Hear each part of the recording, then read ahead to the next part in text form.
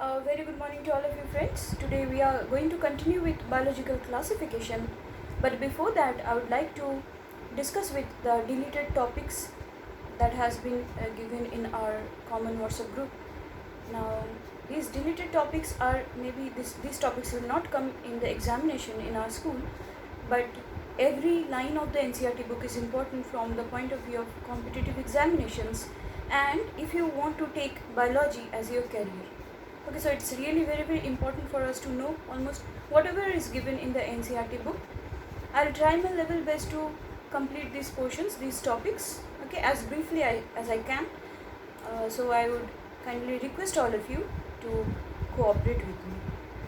Okay, so let us start with biological classification. We have already started with biological classification. We have seen that biological classification is the procedure or the scientific way, or it is a procedure by the help of which we can categorize groups of animals based on their similarities or common characteristics. Okay, so a group of organisms are there like dogs or cats. Again, together dogs and cats, we can categorize them under carnivores. So in this way we cannot study each and every organism that is present on earth, because I have already told you about diversity or biodiversity. So biodiversity is very big or huge. So we cannot study each and every plant and each and every organism. So we take some common representatives from every group. And along with that, we try to study maximum number of organisms so that we can understand about the characteristics which are present in that particular group or taxa, okay, or those taxon. Now, biological classification, there are certain importance of biological classification. Why do we study classification of organisms? You have already read about classification in class 9, but very briefly. Now, biological classification has got certain importance, like we have to study a few organisms, and one or two organisms are not enough to give us idea about all the characteristics which are present in that particular group. So we have to study a number of organisms. Also, biological classification helps us to know about the common characteristics among a certain group of organisms. Biological classification also gives us knowledge about their common ancestry, from where the certain groups of organisms have evolved, what connections they share. Okay, that is also called phylogenetic relationship. And biological classification also gives us idea about evolution of organisms, either plants or animals. Okay, as small as an ant or as big as an elephant, every single plant and every single animal is a result of evolution. So when we study about biological classification, we come to know about their radiance, from where common ancestry and the phylogenetic relationship among different organisms. Now, let us start with the different types of biological classification. Okay, different types. You must be knowing that Aristotle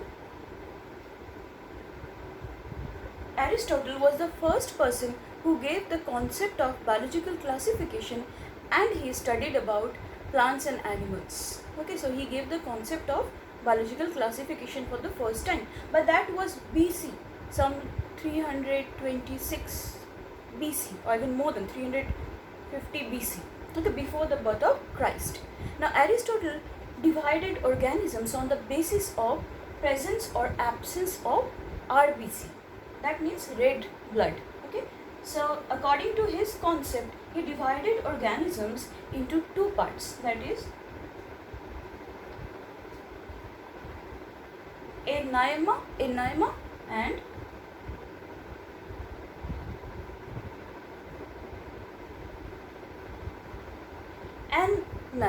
Okay, so Aneima and Aneima. Now, E means, when E is there, that means, like we say, eukaryotic. So in this way you can remember. So U means well. Okay, that means those have red blood. Whereas Aneima means those do not have red blood. So without.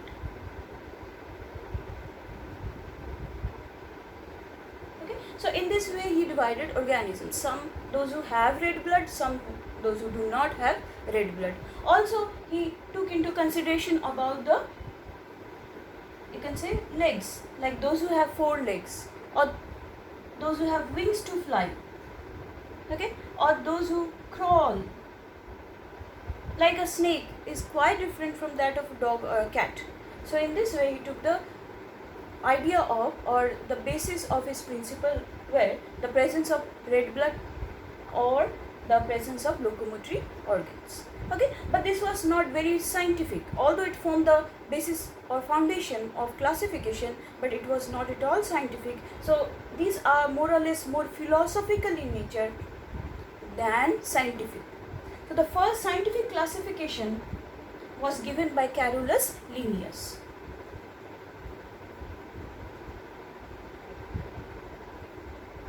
Now we know Carolus Linnaeus about 1735. Okay, at that time microscope was not discovered.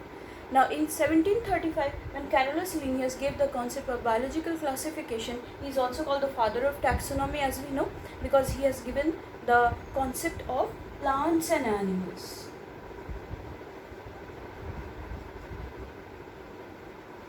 Okay, so Linnaeus gave the concepts of plants and animals. So he said plants means those who are stationary, do not have the power of locomotion, but animals, those who have the power of locomotion.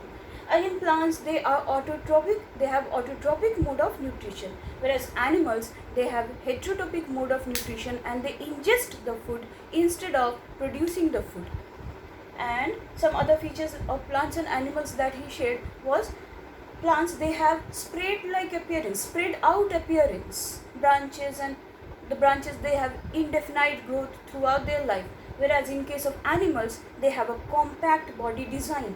So in this way, just by observing, not at cellular level, like microscopic level, prokaryotes and eukaryotes, we can say, not that type of classification, only on the basis of observation. Okay, so he classified organisms into plants and animals. So plantae or vegetabilea and animals, or animalia. Okay, vegetabilea and animalia. So we can also say plantae or animalia. Now this sort of classification was the first scientific type of classification that has been accepted by biologists or taxonomists. Okay, now Carolus Linnaeus is also called the father of classification because he proposed binomial nomenclature. So binomial nomenclature is the scientific way of naming organisms which are present all over the world. Okay, he studied about 40 different types of plants and animals, and he gave them names which are known as binomial nomenclature or scientific names. Okay, so for the first time he gave the concept of taxonomy. So he is called the father of taxonomy. Okay, now, but this was Carolus Linnaeus' classification was a 2-kingdom classification. 2 kingdoms only, that means kingdom plantae and kingdom animalia. Okay, after that came the 3-kingdom classification, in which Protista group was added by Ernest Haeckel. We have already written about it. Then after that came Whittaker's 5-kingdom classification. Okay, so now we will study about Whittaker's 5-kingdom classification.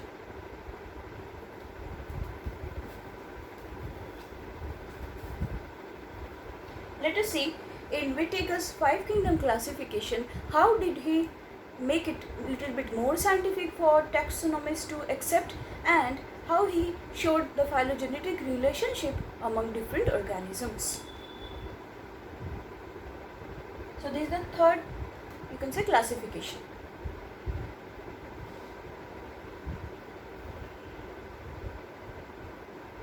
Okay. This was about the year 1959, so we will see 1969. Now R.A. Whittaker gave us the 5-kingdom classification.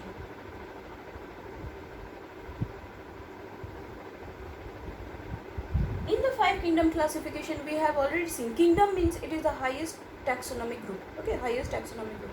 So in the 5-kingdom classification, he gave 5 kingdoms: the Monera, the Protista, the fungi, the plantae, and the animalia. Let us see how.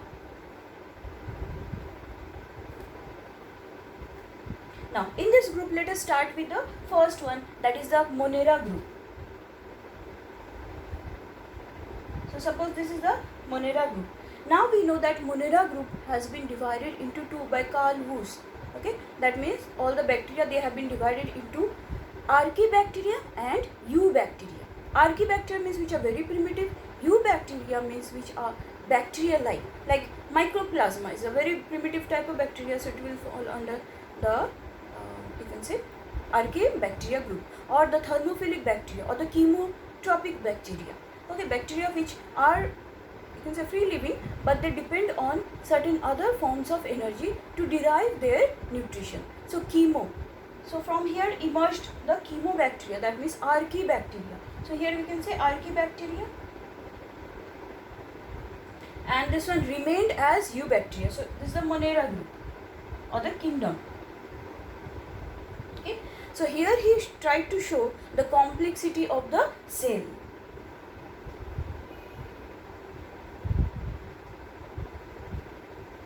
So this was suppose A, the complexity of the cell. This is the lowest type of basis of classification by the help of which Whittaker classify the organisms, both plants and animals as well as microorganisms. Okay, so this is the complexity of the cell. The monerans, they are basically, all of you know, they are prokaryotic in nature. So you can draw a line here. So these are basically prokaryotic in nature, and above this line there will be eukaryotic in nature. Okay. Now, bacteria, as you know, the nutrition, some of these are chemotropic bacteria, whereas bacteria itself, they may be saprophytic, they may be parasitic, they may be symbiotic also. Okay, I am talking about this group. That means the eubacteria, suppose. So eubacteria, and this is the Archaebacteria. Okay. Now, just after prokaryotes and eukaryotes, after that, this Monera group, it was emerged or evolved. It evolved as the Protista group. Why? Because this is also unicellular. The Protista group is also unicellular. But now from Protista group, here we can say, we can draw another line here. Complexity of the, you can say, body improved. Okay, improved or evolved. So we can write here B.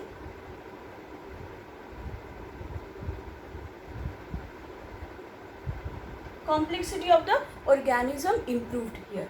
So Protista, they became eukaryotic, whereas the Archaebacteria or bacteria, they were prokaryotic. So they were prokaryotic, but now Protista group has become eukaryotic because they have well-defined nucleus now. So there is a little bit of evolution. Now this prokaryotic group will be always unicellular. Okay. So just after this will be the multicellular group. But the Protista group has now evolved into three. In between you can have the fungi group. One side we can have the Plantae kingdom, and the other side we can have the Animalia kingdom. Okay. So the Protista group has evolved into, in the middle you can say fungi group, because fungi, they are in between plants and animals. See, fungi, they have cell wall that is made up of chitin. Okay, they have cell wall. So they share some similarity with plants, but they are saprophytic in nature. Okay, so they are placed in between plants and animals. They cannot make their own food, so they fall under a separate group. The fungi falls under a separate group, whereas Plantae, they have mode of nutrition that is autotrophic, and Animalia, which have mode of nutrition that is heterotrophic. Okay, so number C, mode of nutrition. Okay, in mode of nutrition, these are the producers, these are the decomposers, and these are the consumers. So producers, decomposers, and consumers. Okay, so Protista group has evolved into, they were unicellular, but Plantae, fungi, and Animalia, they are now multicellular. That is why an interesting thing is there. These Protista, examples of Protista, if you see, like in case of Monera, we have all the bacteria. But if you try to see the example of Protista, we have unicellular plant-like organisms like Chlamydomonas. like Euglena. Okay, we have fungi-like organisms like slime molds. Okay, or yeast, because yeast is also unicellular, although it is eukaryotic, but it is unicellular. And animal-like organisms like amoeba, paramecium, or plasmodium, etc. So all these groups, just now I told you, these groups, they fall under the Protista. Okay, because there is a common, this is a common line from where Protista have evolved into plants, fungi and animalia. So all the unicellular organisms of these three groups, they are kept in Protista, that is unicellular.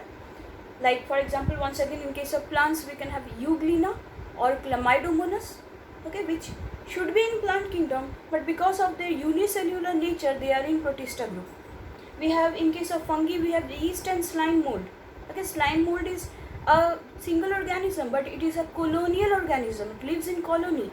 Okay, so it should not be in the fungi group. It should be in Protista group. And in case of animals, we have amoeba, paramecium, plasmodium. Okay, they have different types of nutrition. Some are free living, some are parasitic. They are kept in Protista group because they are also unicellular. Okay, so amoeba cannot be kept in Animalia group, although it has absence of cell wall, or you can say heterotrophic mode of nutrition, but still it cannot be in Animalia kingdom, but in Protista kingdom, because it is unicellular in nature. Okay, so in this way, very beautifully, Whittaker has divided the organisms, plants and animals, into five kingdoms. Okay, and their ecological, this is the mode of nutrition also, you can say, and the ecological role. Okay, let this be the ecological role, because this is the role of the organism in nature.